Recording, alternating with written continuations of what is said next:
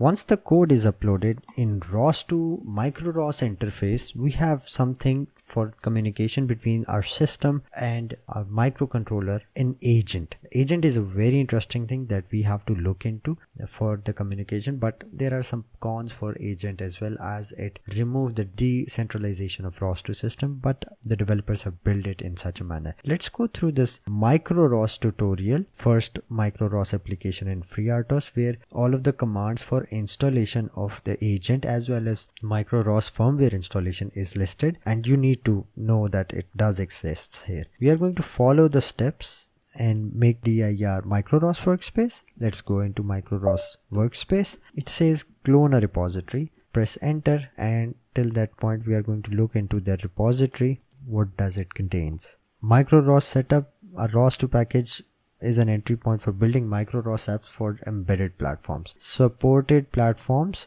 are FreeRTOS, Zephyr, Mbed, Linux and Android as well. And in our scenario, we are only interested in ESP32. I am unable to find it here. Let's search it.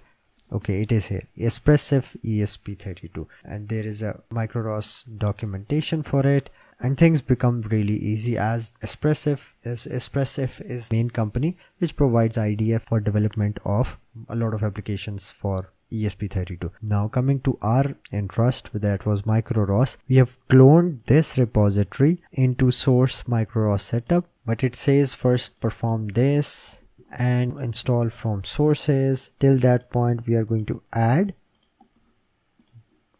our microROS workspace source and this package to look into its files. What does it contains actually? Back on it, things are working. They are updating and installing things. We have to make sure that I have already copied the next command, which is ignore source and install all the dependencies. Let's run this, and it says all dependencies are installed. Let's look into the next part, which is simple call can build. I have already done that. So open up terminal, call can build it.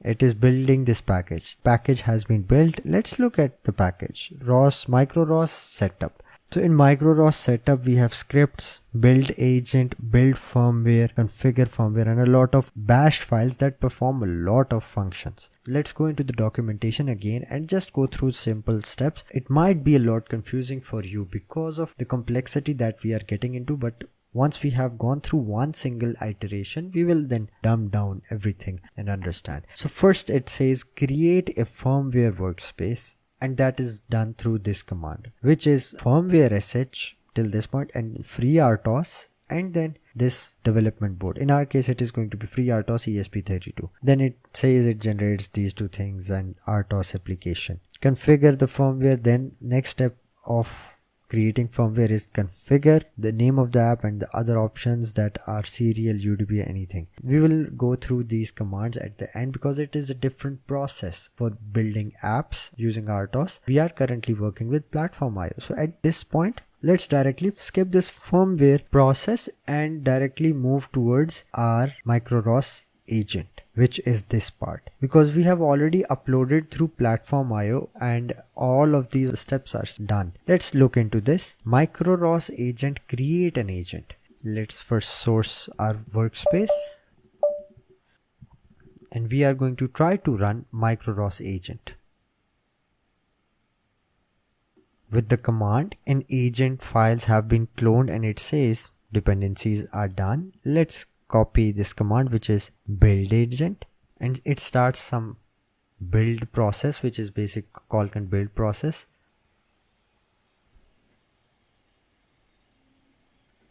And we can see the package has been built. It took surely some time, but it is now built.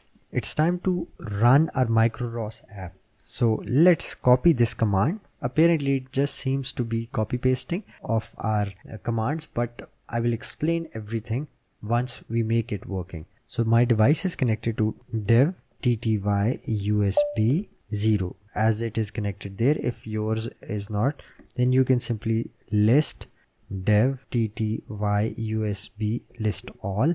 It will tell you all of the devices that are connected. So press enter here and it starts the agent. For my microcontroller to work with it, I have to restart my microcontroller.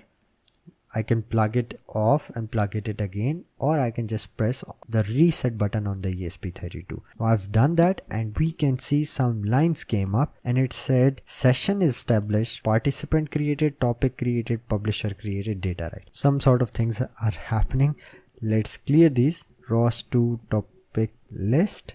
And this example MicroROS Platform IO node publisher is here. Let's perform ROS2 topic echo. What does it publishes? It is a counter that is publishing things. So in a nutshell, our whole MicroROS making ESP32 communicate serially right now has been completed. Let's now go into it once again. First of all, what we did, in the main file we brought the code and we uploaded it. Let's press upload it again. Let's make some changes here. The data is going to be continuously making a negative value.